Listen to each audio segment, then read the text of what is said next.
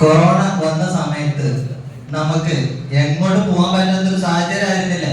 അതായത് വീട് വിട്ട് അടുത്ത ജില്ലയിലേക്കോ അടുത്ത സ്ഥലത്തേക്കോ അടുത്ത സംസ്ഥാനത്തിലേക്കോ ഒന്നും പോകാൻ പറ്റാത്തൊരു സാഹചര്യം ആയ സമയത്ത് നമുക്ക് എന്ത് ചെയ്യാം?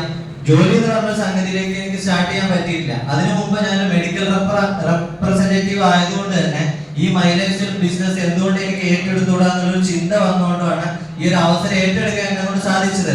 പിന്നെ അതുപോലെ തന്നെ ഈ ഒരു ബിസിനസ് ഓപ്പർച്യൂണിറ്റിയുടെ അവസരത്തിന്റെ സാധ്യത, അതായത് നമുക്ക് ഒറ്റയ്ക്ക് തുടങ്ങിയാൽ പോലും നമുക്ക് ഒരു ബിസിനസ് ചെയ്യാൻ സാധിക്കൂല എന്നുള്ളൊരു ബോധ്യം വന്നതുകൊണ്ടാണ് ഇത്തരത്തിലുള്ള ഒരു ബിസിനസ് ഏറ്റെടുക്കാനുള്ള സാഹചര്യം ഉണ്ടായത്, അല്ലെ? നമുക്ക് രണ്ട് രീതിയിലാണ് ഇപ്പോൾ സാറ് പറഞ്ഞു, രണ്ട് രീതിയിലെ വരുമാനം കിട്ടുക.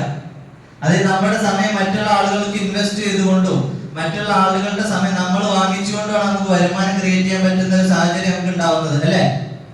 ആണോ അല്ലേ? അപ്പൊ നമ്മളുടെ സമയം മറ്റുള്ള ആളുകൾക്ക്, ഇപ്പോ നമ്മളെ നിരുപമായി അംബാനി എന്ന് പറഞ്ഞിട്ടുള്ള ആളില്ലേ, അംബാനിയുടെ അച്ഛന്, മുകേഷ് അംബാനിയുടെ അച്ഛനെ ഇപ്പൊ ഒരു പമ്പില് വർക്ക് ചെയ്തുകൊണ്ടിരിക്കുന്ന സമയത്ത് ഒരു പ്രൊമോഷൻ എന്നുള്ളൊരു സാഹചര്യം വന്ന ആ ഒരു സിറ്റുവേഷനിലാണ് മൂപ്പര് ചിന്തിച്ചത് എന്താ, ഇങ്ങനെ എനിക്കൊരു പ്രൊമോഷൻ കിട്ടണം എന്നുണ്ടെങ്കിൽ നമുക്കൊരു പ്രത്യേക കഴിവ് അല്ലെങ്കിൽ ഒരു എന്തെങ്കിലും ഒരു അധികം ഒരു കപ്പാസിറ്റി ഉള്ളത് കൊണ്ടല്ലേ പ്രൊമോഷൻ നമുക്ക് കിട്ടുന്നത്, ആണോ അല്ലേ?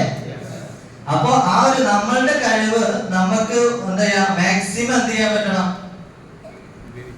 പുറത്തെടുക്കാൻ പറ്റണം. ആ ഒരു മാക്സിമം പുറത്തെടുക്കാൻ പറ്റുന്ന ആ ഒരു സാഹചര്യം നമ്മൾ മറ്റുള്ള ആളുകൾക്ക് വേണ്ടി നമ്മുടെ സമയം ഇൻവെസ്റ്റ്മെന്റ് ചെയ്യുന്നതിന് കൂടുതൽ നമ്മൾ നമുക്കും അതുപോലെ തന്നെ ഒരുപാട് വ്യക്തികൾ